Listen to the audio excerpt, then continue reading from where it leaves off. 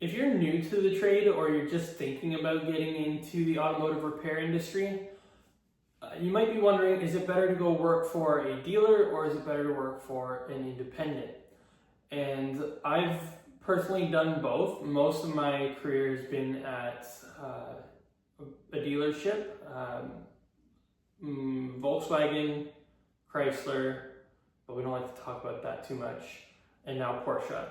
And the only independent I've worked for was a small, I would say medium-sized in our area, repair shop that focused mostly on fleet vehicles. So wildly different than the dealer life, and there's a reason I chose to go back to a dealer. The training at a dealership is much more readily available.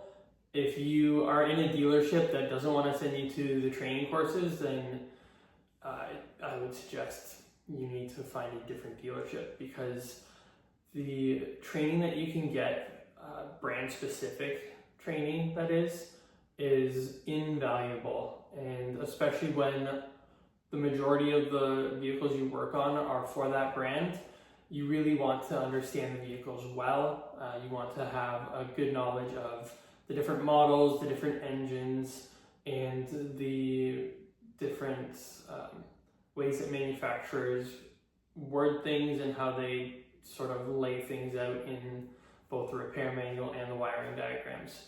Learning how to read wiring diagrams is really important, and if you get familiar with one brand's wiring diagrams, it can save you a lot of time in diagnosis, especially since German brands especially are quite a bit different in the way they lay out their wiring diagrams. If you've come from like a Japanese brand or an American brand and you're looking at a German wiring diagram, the first reaction I've heard from many is, what is happening here? Because it's just vastly different. Excuse me. I would say also that the one positive for an independent, one major positive that is that you get to see a lot of different things. You get to experience and learn a lot of different procedures on different vehicles. So the level of knowledge you have is very wide. Whereas at a dealer, you can go fairly narrow but very deep, if that makes any sense. And each has their benefit. A person that's been exposed to a lot can jump into pretty much anything and have an idea of what's going on, whereas a person that's at a dealer, generally, from my experience anyway, is more focused, and if something from another manufacturer comes in, it can be a lot to try to wrap your mind around and to adapt to that. So that's one major differentiator between the two, like OEM versus independent. If you are in a state or province where flat rate is the method of payment, I would suggest dealership life all the way, just because once you've done a water pump on one engine, you will become much quicker at it the more you do.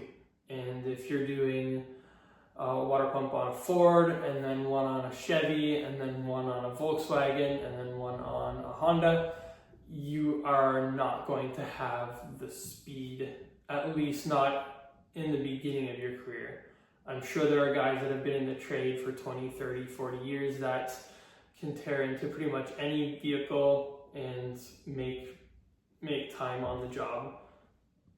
And that's just easier to do when you are seeing the same engine, same platforms over and over and over again. So in in my experience, that has been the best way to go about making book time. You do a job once, do it by the book, learn where you can make some time, and then hone that job.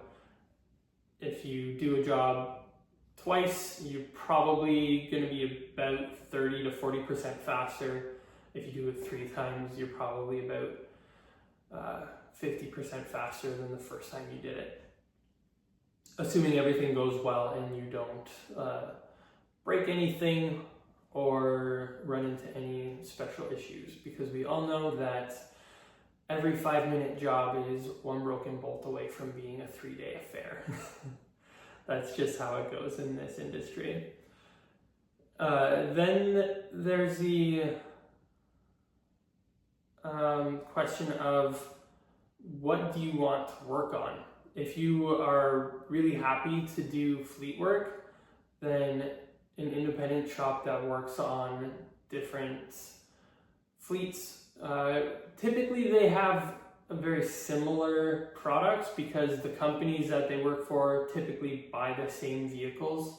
So let's just, for instance, say the independent that I worked for, one of our main contracts was with Enbridge, I think it was. Yeah, it was with Enbridge.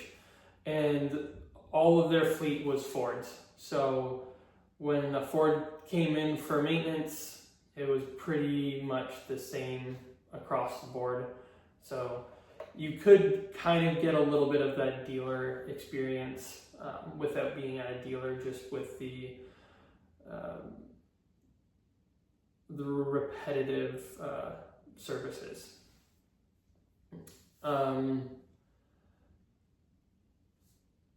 I personally, like I said, prefer the dealership life. I prefer to be working with the OEM repair manuals, the OEM wiring diagrams. Another thing is OEM tools. And you would think that if you're maybe not like super familiar with the trade, that you've got tools and you can use your tools on all the vehicles. That's true, but there are special tools for major services and major repairs that the dealerships have to have in order to keep their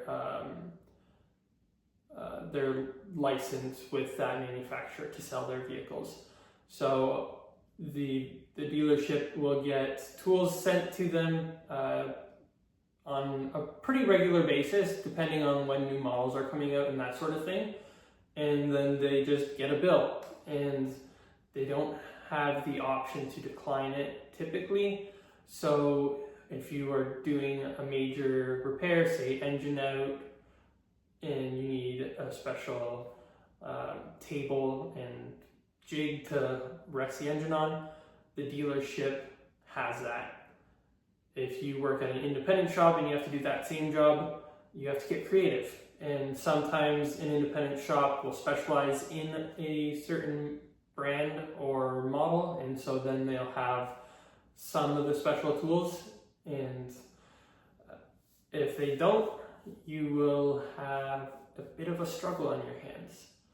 But let me know down in the comments below, what do you prefer? Independent, OEM?